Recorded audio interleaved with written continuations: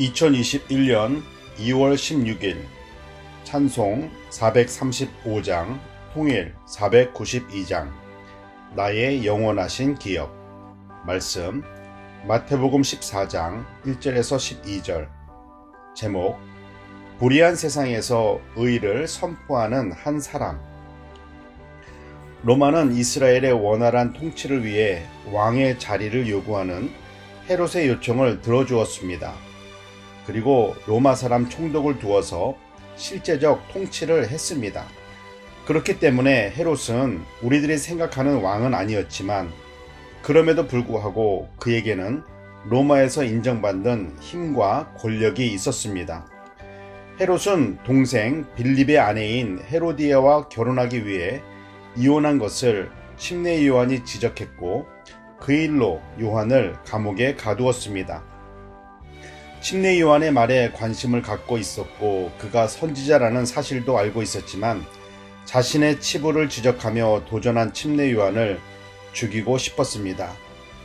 그러나 따르는 사람들이 두려워 죽이지도 못하는 상황에 있었습니다.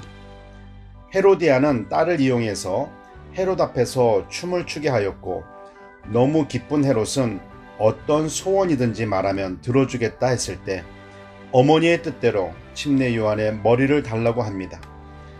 헤롯은 왕의 체면을 지키기 위해 요한의 머리를 잘라 접시에 담아오게 합니다. 요단강에서 회개하라, 천국이 가까이 왔느니라 선포했을 때 사람들이 침례 요한에게 회개의 침례를 받았고 제자들이 따르고 많은 사람들의 인정을 받았던 요한.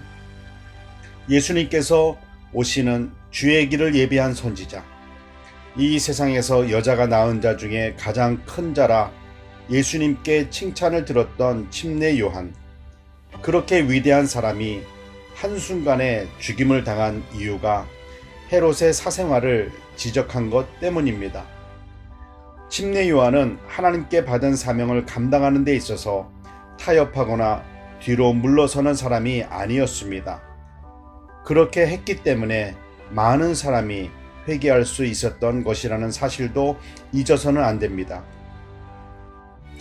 그런데 꼭 그렇게까지 해야 했나요? 라는 질문은 마치 요한의 죽음을 안타까워하는 것처럼 보여지지만 실상은 요한의 사역을 작게 폄하하는 것이 됩니다.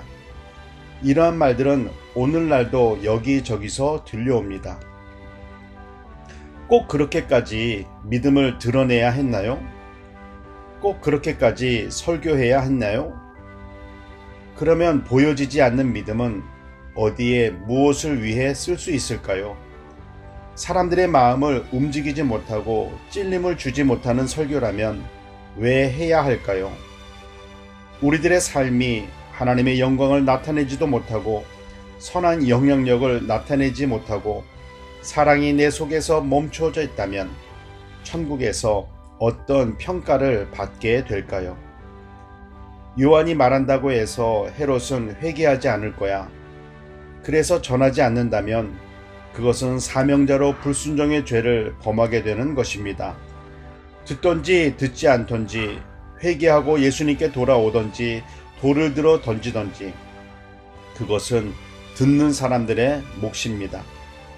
순교를 당했지만 침례 요한은 하나님께서 기뻐하시는 사명을 감당했습니다. 하나님은 오늘 하루를 우리 모두에게 주시면서 각자에게 알맞는 사명도 주셨습니다. 하나님을 기쁘시게 하는 사명을 감당하는 사명자들 되시길 소망합니다. 기도하겠습니다. 사랑의 하나님, 사람들의 눈에 보기에 헛된 죽음처럼 보여지는 침례 요한의 죽음을 하나님께서는 가장 값지게 보셨음을 믿습니다. 이 세상을 건강하게 오래 사는 것보다 하나님께 받은 사명을 남김없이 감당하는 사명자로 살게 하옵소서.